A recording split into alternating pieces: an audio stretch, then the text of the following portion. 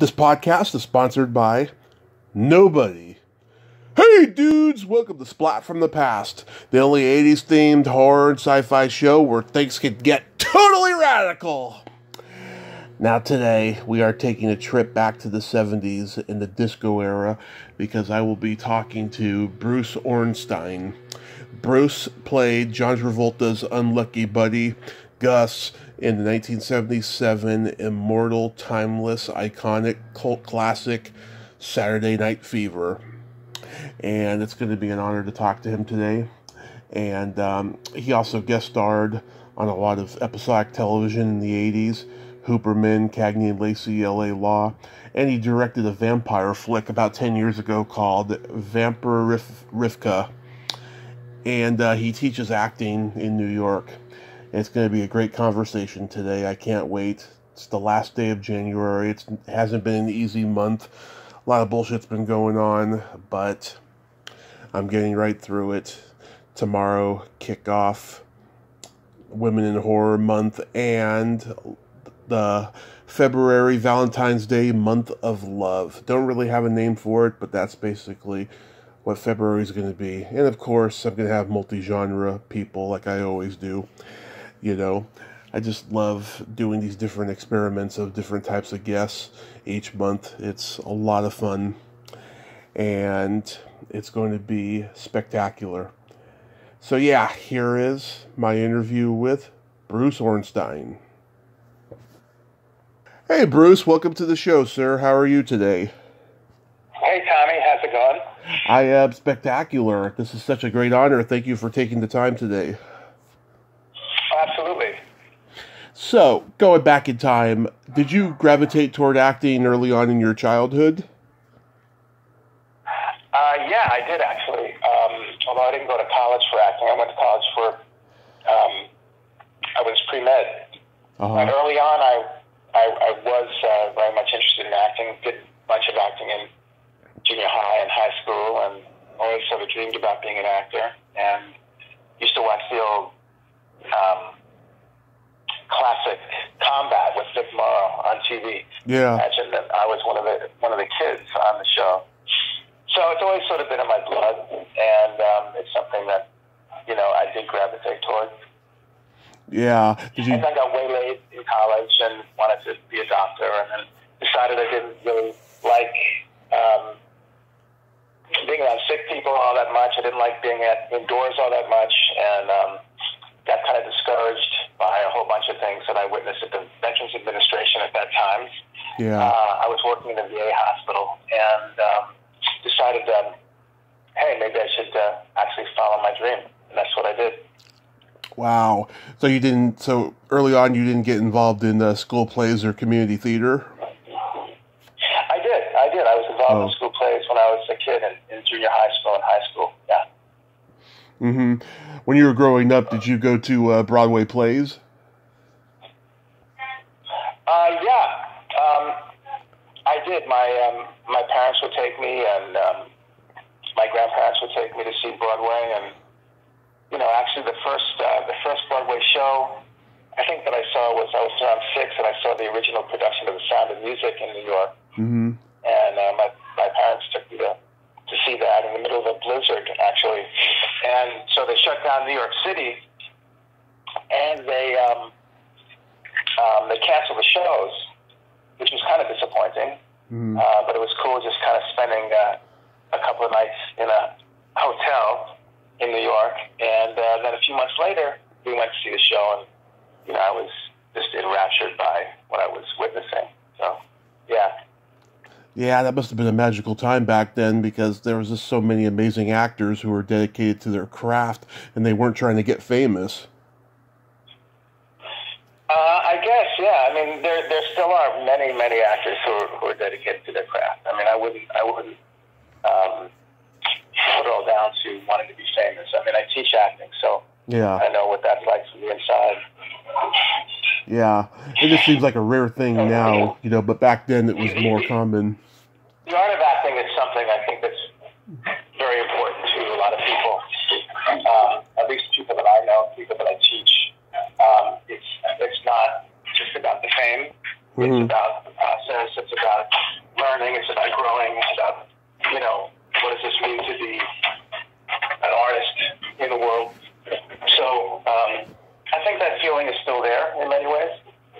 Yeah.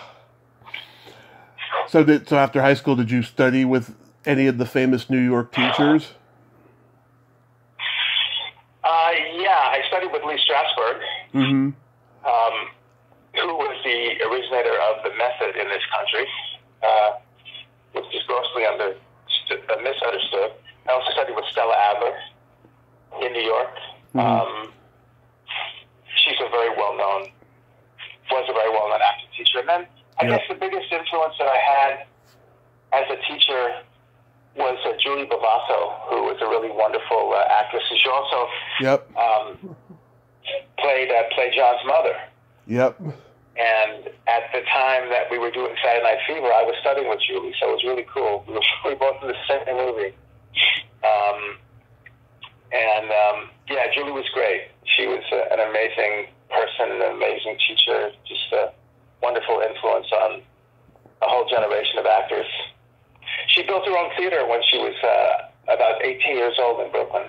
Wow. And she never stopped. She was a writer. She was a director. Watching her in Saturday Night Fever, that's really sort of the tip of the iceberg as far as her talent goes and her influence in New York as a theater professional. Yeah, she was a pioneer. And yeah, she also played Danny DeVito's mother in Wise Guys and Steve Martin's mother in My Blue Heaven. She was always like a mafia mother or something. Yeah, but she also, there's a writer, Jean Genet, who was a very famous French writer, and he wrote a play called The Maids, and she brought Genet to this country in the 60s. He'd never been here before, his work, and she was the originator of those roles and also directed as well. So yeah, she was an amazing person. She had tremendous range. Most people don't know that about Julie. That they know her from playing the mom, playing Italian mothers, and which was right in her wheelhouse. But at the same time, she had a tremendous influence on the New York theater scene in the 60s and 70s and 80s. Right. In fact, a movie that I directed my first movie that I directed with Sam Rockwell and Judy Reyes and Alan Garfield. I dedicated to her. She passed away before the movie came out, but in many ways the movie sort of represented the kind of, perspective that Julie had on life, which is kind of a crazy, weird perspective. And the movie's called Jack and His Friends. Oh, okay. Did any of your classmates go on to become successful in acting? My classmates, let me think. It's hard to say because I don't remember my classmates all that well.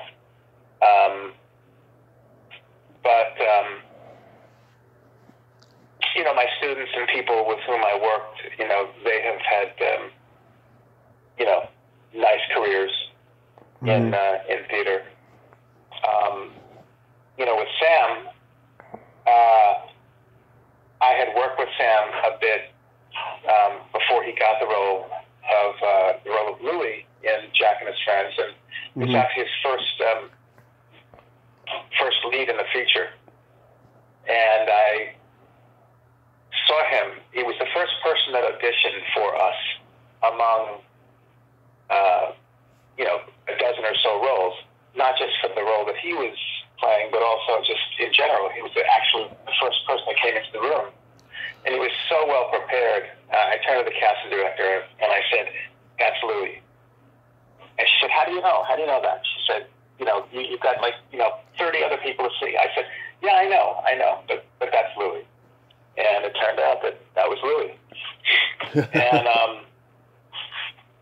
And Judy Reyes, who you might know from TV, she was in Scrubs for a long time. So it was Judy's first role as well in anything. Yeah. And I loved Judy right away. When I met her, we wanted to a Latin actress. I wanted a Latin actress for the role of Rosie. I couldn't find one. Could not find a Latin actress. And so the casting director said, well, how about we see, black actresses? Mm-hmm. And I said, well, all right. It's not really, I really voted for a Latin actress. So we put out a call, and we started to get input and from Latin actresses. And when I did see Judy once, or actually I hadn't seen her. Yeah. But she didn't want to audition for the role because she came from a very religious family, and there was full frontal nudity involved. And want to do it. She didn't want to audition. Mm-hmm. And so I said, okay. And then she came into audition. She said, well, I'm gonna do this. I said, you sure? I said, because she said, oh yeah, I agree with my parents. And she came in and she auditioned, and she was amazing. And she'd never done anything before. And I said to Judy, I said, hey, could you go out of the room for a second? And she said, okay. And then I turned to the producers and I said, that's Rosie right there. And we've been looking for months to find Rosie. So I told Judy to come back into the room, and I said, listen, this probably is never going to happen to you in your career from here on in. Yeah. But let me just tell you right now, if you want it, if you want the part, you got it. She said, I want it. I said, you got it. And then Judy and Sam were cast, and they were both really, really wonderful, as you can imagine. Nice. It feels good to teach people who go on to be successful, right? Yeah. A lot of my students are now working all the time as actors, and on Broadway, off-Broadway, in movies, TV. It's endless, Yeah. Hundreds and hundreds and hundreds of actors that I've taught are now doing really well. It's hard to keep up with them because there's so much out there. There's so much product out there that, it's different than when I was acting. When I was acting, there was no, there wasn't the kind of product that's available right now. There was no Netflix. There was no, HBO. There was no Amazon. There was no, streaming stuff. So the product was, kind of limited in a sense between movies and TV and theater. Now it's so vast and so broad that in many ways it's, I think, easier to get a job. And also the whole audition process now has changed in that auditioning now is, often done online, where you kind of, send in your stuff. You self-tape at home, you send it in, which makes it very easy, for actors. When I was coming up, we had to go to open calls, or at the very best, we'd mail in a picture and resume, or, if we had an agent, our agent would send us up for stuff. And you actually had to go meet the people. But I stood online for hours at open calls for nothing, for showcases, for no money, just to get work. Sometimes in the snow and the rain, and I felt, hey, this is part of the gig. This is what it's about. This is classic. This is what actors have been doing since the 40s in New York. Just going around with headshots, looking for jobs and all that. And in the way the business has changed, I don't know for the better necessarily, because there was something really nice about kind of having to do the actual literal footwork. So anyway, yeah. Yeah, I did stand-up comedy for 10 years. It's always going to be the same. Hundreds of comedians lined up to get in and try to get stage time and get past the comedy club. That hasn't changed at all. Yeah, I imagine. I worked with a bunch of comics in Los Angeles, writing TV pilots and things like that. And one of them is still at it, actually. The other one, the other couple actually are. I don't think they're still in it, but it's got Mike Marino, Jersey's bad boy of comedy. Yeah, he's still out there doing his thing. Yeah. So how do you get cast in Saturday Night Fever? Well, so originally John Badham, the director, wasn't supposed to be directing it. It was John G. Avildsen.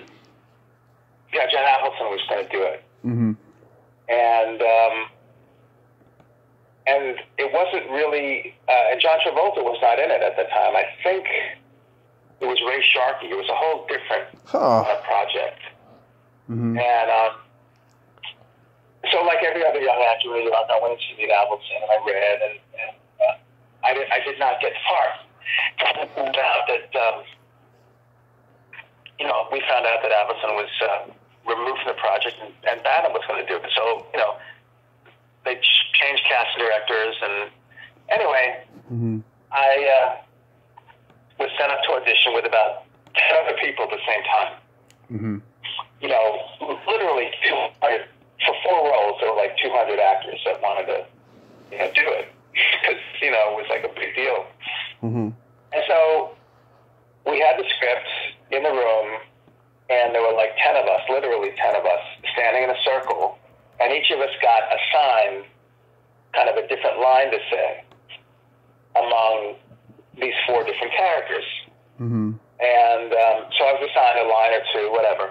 And I'm watching as people are saying their lines, and they're all doing the whole, "Hey, Tony, what's up?" The whole Italian thing, Yeah. And I'm just sort of fascinated with what everybody was doing, and all of a sudden there's a silence, and I realize it's my turn to say something. And I didn't realize that it was my turn, and I go, oh shit, I'm sorry, and I say my line, and it goes around again, I say my line again, and I called my agent after. I said, I really fucked this up. I said, I just blew it. And he said, oh, well, there are other auditions. And I said, yeah, I know, but I would love to have it. And my agent calls me about a week later and said, "You got Saturday Night Fever." I said, "What? How's that possible?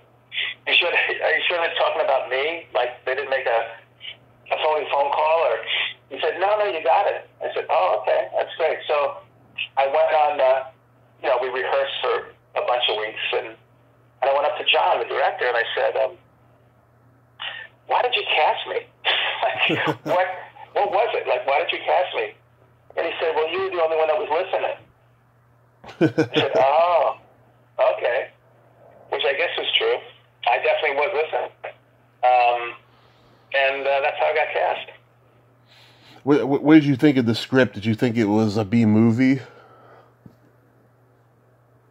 Yeah, I didn't like the script at all. I thought, at the time,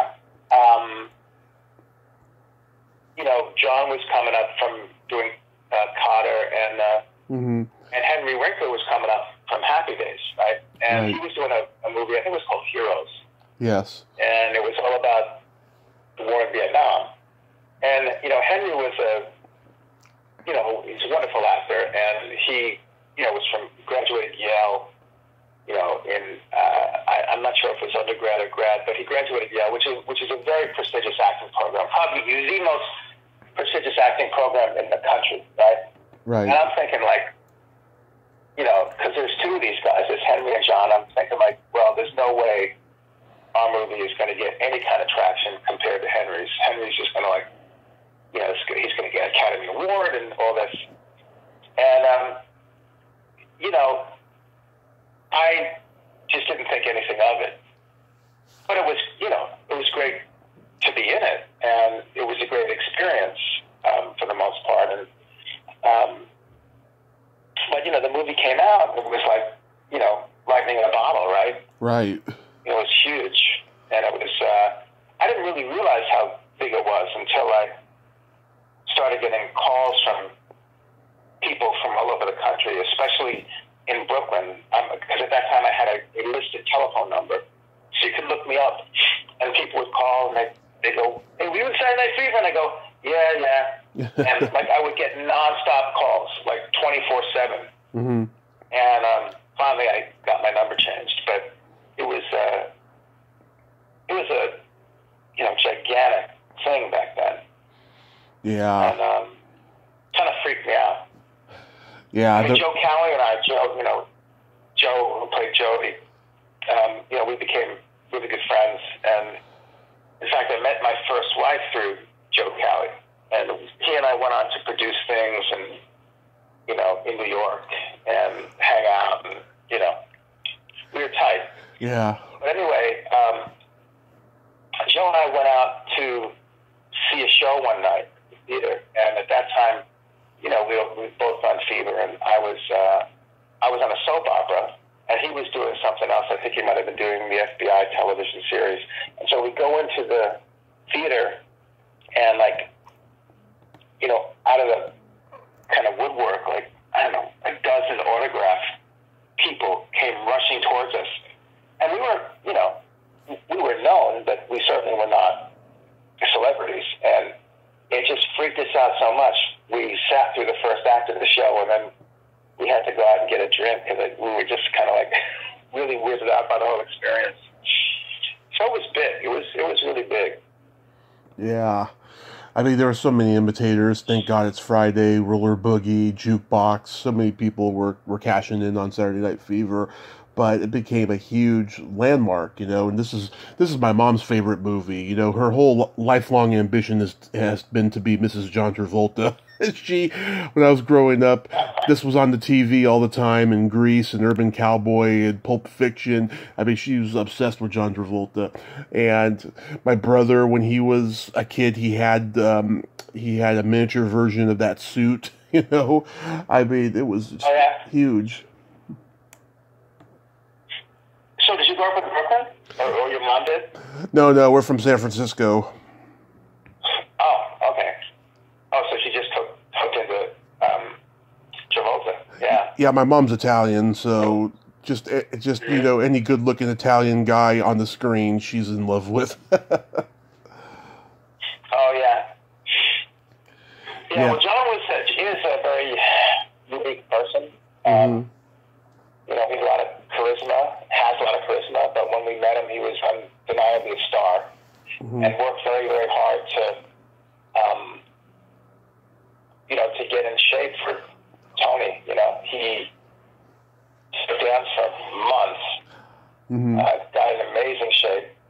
He lost all of his pudginess from Potter, and was extremely dedicated. But I should have known, because we go out on the streets to rehearse some of the street stuff. Yeah. And with four of us and John Badham, and he kind of trailing us, and within 5 minutes.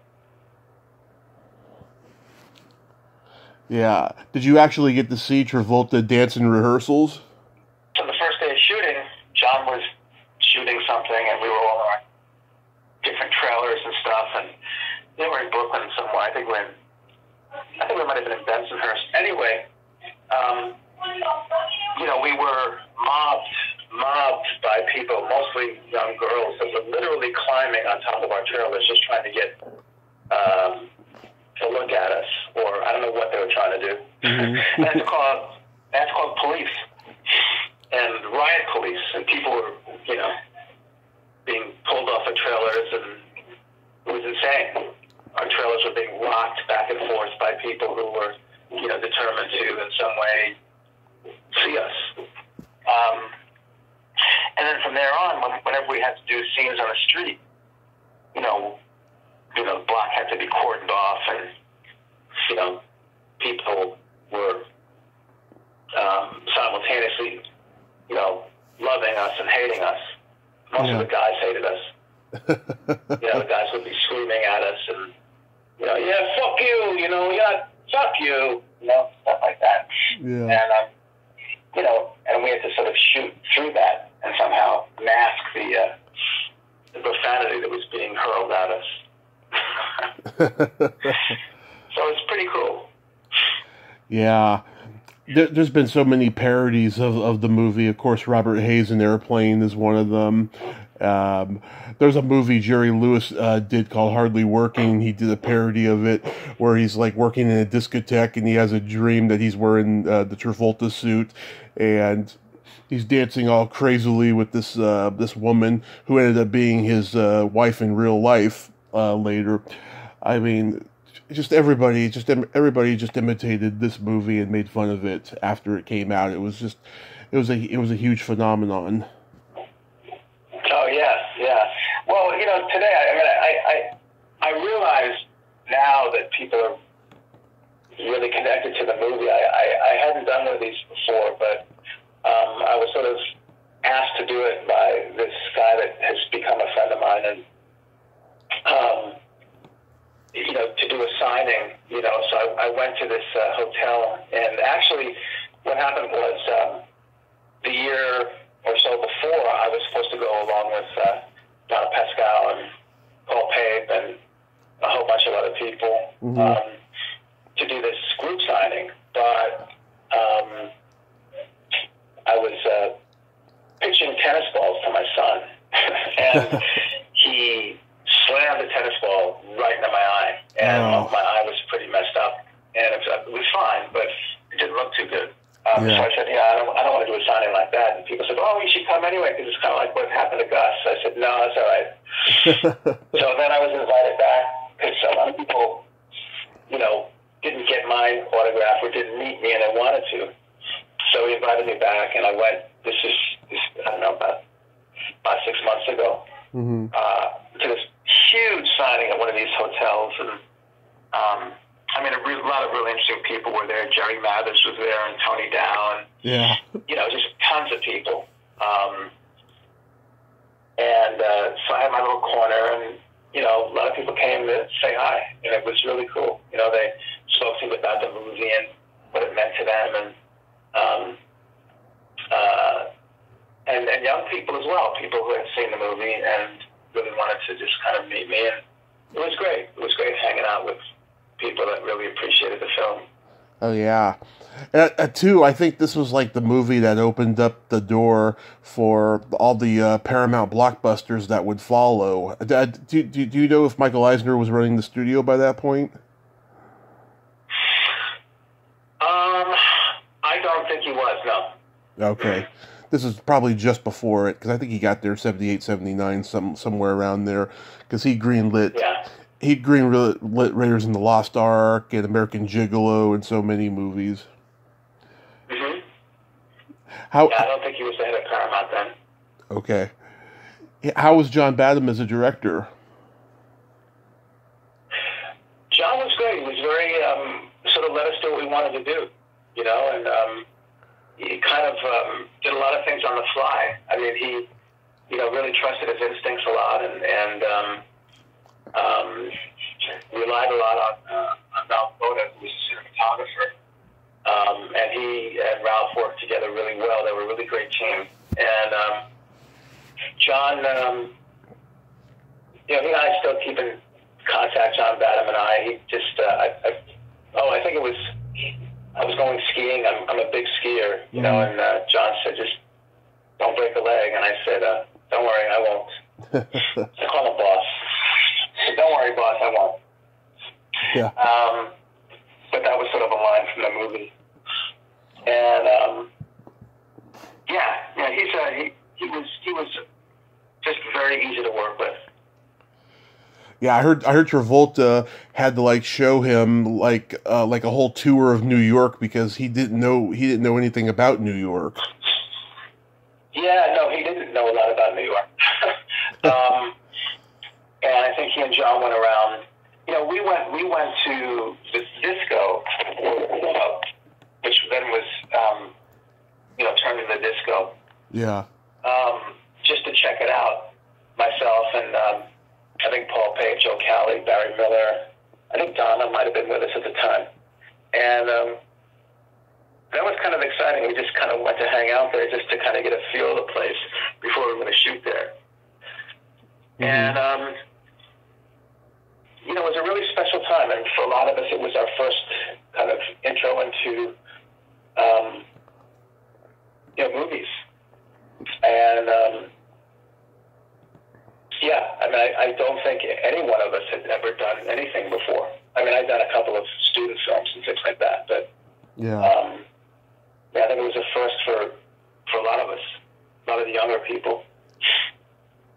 Absolutely. And Drescher included. So. Yeah. And she was doing stand-up comedy in New York at that time. Oh, she was? I didn't know that. Yeah. Yeah, I heard her talk about it recently in an interview that she was a regular at Catch a Rising Star at that time. Yeah. Yeah. And also, Lloyd Kaufman was the locations manager for this movie, and like he had just started Troma at the time. Mm-hmm. Yeah, because He was a location manager for Saturday Night Fever. Yeah, because John Avildsen had I think he had met him on Rocky, because he was the guy who's sitting on the steps when Rocky runs to City Hall, So he took him from that movie to this movie, and they kept him on after Badham was hired. Yeah. Yeah, there was a lot of authenticity to a lot of that stuff, and when we got our wardrobe, I remember. We went to the store on 42nd Street. This is before 42nd Street had become Disneyfied, of course. So we went to the store on 42nd Street, and we picked out a whole bunch of stuff with the costume designer. And I remember getting into a little bit of an argument with the costume designer and going to John Badham. Mm-hmm. And she dragged me to John Badham. I think she subsequently won the Academy Award for costume design, but this is going back. Anyway, so there was a scene where I wanted to wear something. I think I wanted to wear a T-shirt underneath my regular shirt. She said, "Oh no, you can't do that." I said, "No, I think this is what best would do." And she basically took me by the ear as if I was like some sort of bad schoolboy and dragged me to John Badham and said, he wants to wear this T-shirt underneath his costume. And John said, "Really? You want to do that?" And I said, "Yeah." And John said, "Let him do it." Yeah. And, there's a great sort of adage in theater, which is, if you do a 6-week rehearsal, the first 2 weeks the writer knows the play, but that's the second 2 weeks the director does, and the last 2 weeks the actors do. You're talking about the entire play. And that's really very much what acting is about. It's about directing is letting the actor create, really encouraging an actor to create, giving them a little something and seeing where they take it. And John Badham was very much in favor of that, really letting us kind of do our own thing and see what we could come up with. Right. And of course that soundtrack, it's like the biggest selling soundtrack of all time, with the Bee Gees and all the disco groups. Oh, yeah. Yeah. Well, we heard, we sort of got sick of it because, we would hear snippets of it when we were kind of in a scene or entering a scene, they'd play it, and it was also the music that they eventually used in the movie. But, for the same scene, so we'd hear it over and over and over and over again. It's like, what the hell is this song? I mean, we never heard the complete cut. Yeah. Just like this little snippet of, a Fifth of Beethoven or something else in the movie. It was we'd enter the disco and something would be playing. And in the disco itself, I don't know if you know this story, but, at the time, they, for atmosphere, they blew smoke into the disco, right? Mm-hmm. And I don't know what it was, but it wasn't healthy. Whatever it was pretty, I don't want to say toxic, but almost toxic. So much so that if we, stayed in there too long, we had to breathe oxygen from an oxygen tank. And they had oxygen tanks on the side to kind of replenish our oxygen supply. If we'd been in the, in the disco too long filming, yeah, come out with headaches and, couldn't have been good. No, God, I can just imagine how awful that would be. Yeah. So after that, worse for the crew. I don't know if the crew had access to oxygen. I know we did. I hope they did. Yeah. So after that movie, did you move to L.A.? No, I stayed in New York and for quite a while. Got work in TV and the film. Started writing a lot myself. Started doing a lot of theater, and then I moved about 10 years later to L.A. Because I just sort of wanted to reestablish myself outside of the realm of these kind of blue-collar types, which I was sort of being typecast as. Yeah. And I wanted to sort of get different kinds of roles, so I moved out there and was able to start working there, and sort of branching out and writing movies and things like that. Had a literary agent that also was getting my stuff out there. Got a bunch of screenwriting deals and things like that. I see you guest starred. Yeah, it was interesting. I see you guest starred on Hooperman. How was that experience? Oh, Hooperman. I think Hooperman was the first thing I did out there. And it was great. John Ritter was amazing. John Ritter was such a nice person. It was the first episode of Hooperman that had ever been done, the one that he and I did. And, he was just so gracious and kind. I love Alex. She's been on here 3 times, and I've sent her Christmas cards. She's just great. Yeah, she's nice. And, when John Ritter passed away, it was a shock. Yeah. He was just a gifted performer. Yeah, obviously. Yeah, he was. But I mean, to have known him a little bit, and kind of, get to know him as a person, was really something.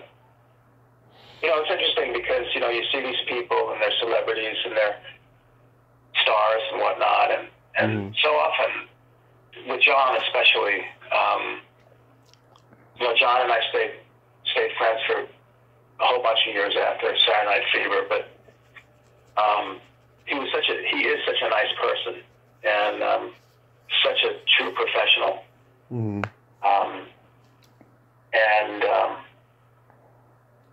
Went through a lot during the filming of Saturday Night Fever. His girlfriend passed away. Most people know the story, Diana Hyland.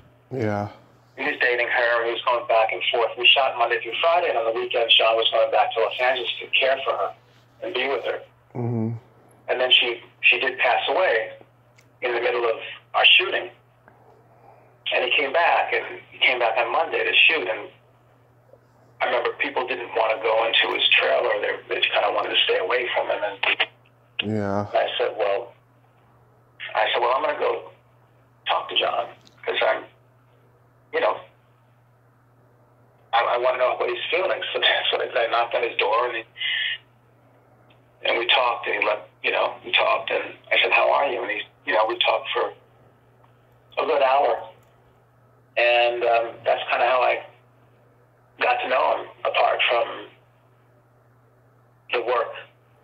Yeah. And I really admired him, that he was 23 years old and he was carrying so much, I guess, a burden, one could say, in having a person that was so close to him who was dying and then finally did die, and you're carrying this movie. I mean, 23 years old, right? Yeah. And he really was able to incorporate a lot of that into his performance. The moments of vulnerability that he had in that movie, I think, were very much about what he was going through. Just the pain of the loss and what that meant to him. And it was, You're a good friend for doing that, though.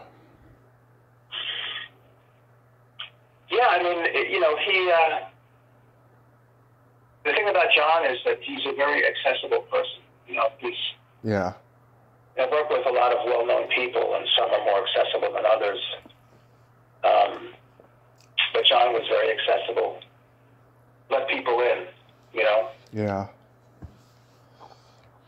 And then you guest starred on Cagney and Lacy. Oh, man, that's going way back. Yeah, I did Cagney and Lacy.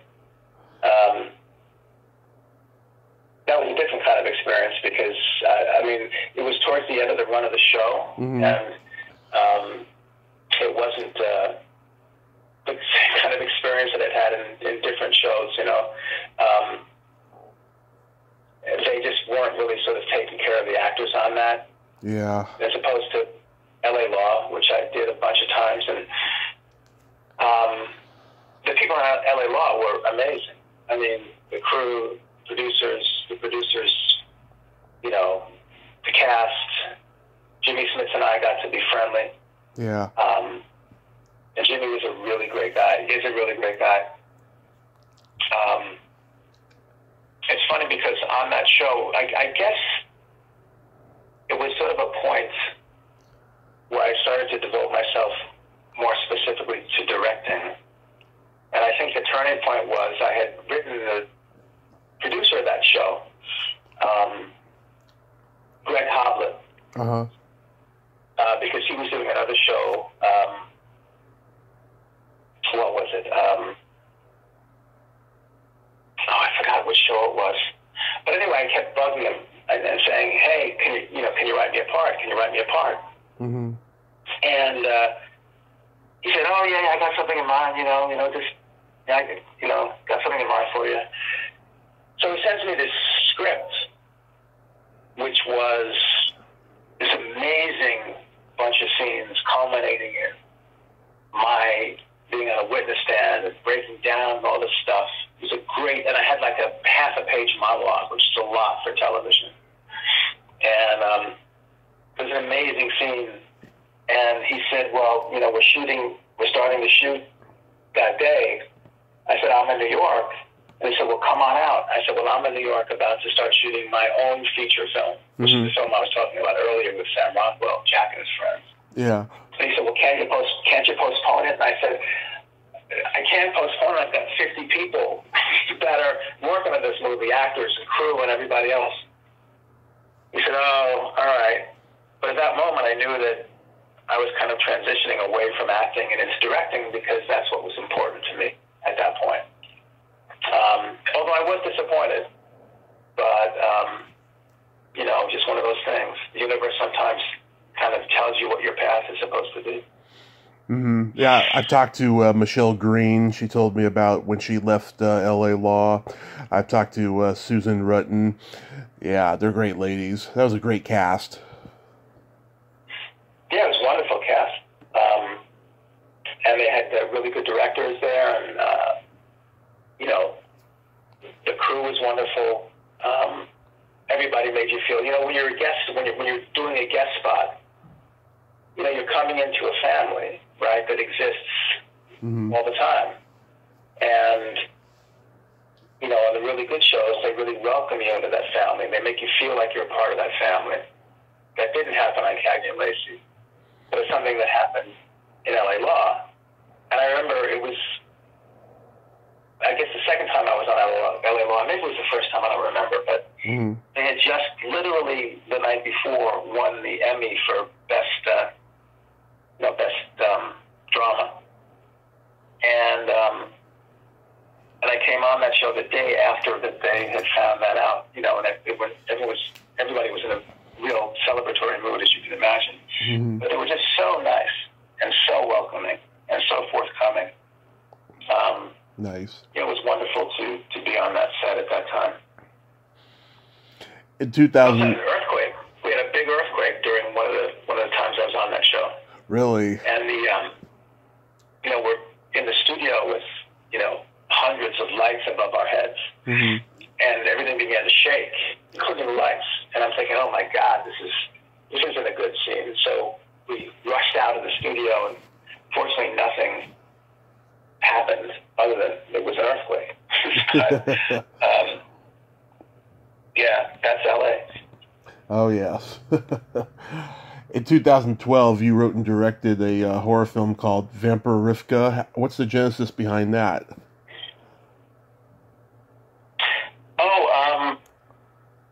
So Vamperifica, one of my students actually had written a rough draft of Vamperifica. Martin Yerkovic, and Martin eventually starred in it. And the first 5 pages were really funny. But after that, I couldn't make head nor tail of the script. And Martin said to me, "What do you think?" And I told him. He said, "Oh, well." I said, "You know what, Martin, I think this is really good. And nothing's ever going to happen happen with it, but let me help you rewrite it. So he and I worked on the script. Mostly me, I have to say, worked on the script. Mm-hmm. We got it in really good shape. And I said, Martin, the only problem is I really can't see anybody else but you playing this role. And you're not bankable, so it's just not going to happen. But, we have a nice script. And then in walks this guy who came into my class, Richard Newstetter, who, had some money. He made a lot of money in the stock market, actually. Great guy, Richard. And Martin, one night at a bar, started talking to Richard about the script.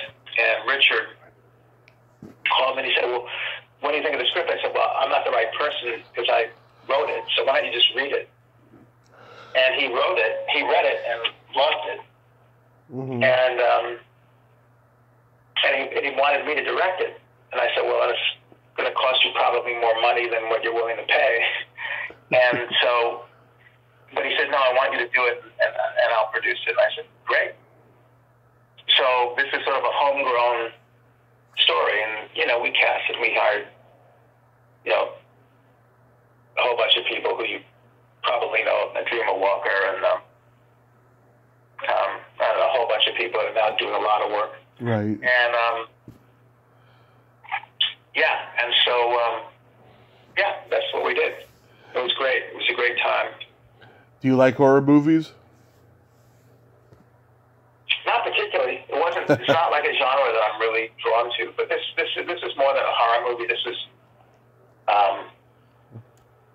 it was sort of a coming of age movie, sort of a coming out movie. I mean, we didn't really talk about it specifically in the script. Mm-hmm. But the main character is obviously gay. Yeah. And then he gets turned into he turns back into a vampire. He was a vampire king hundreds of years ago. And now he's been embodied in this very slight,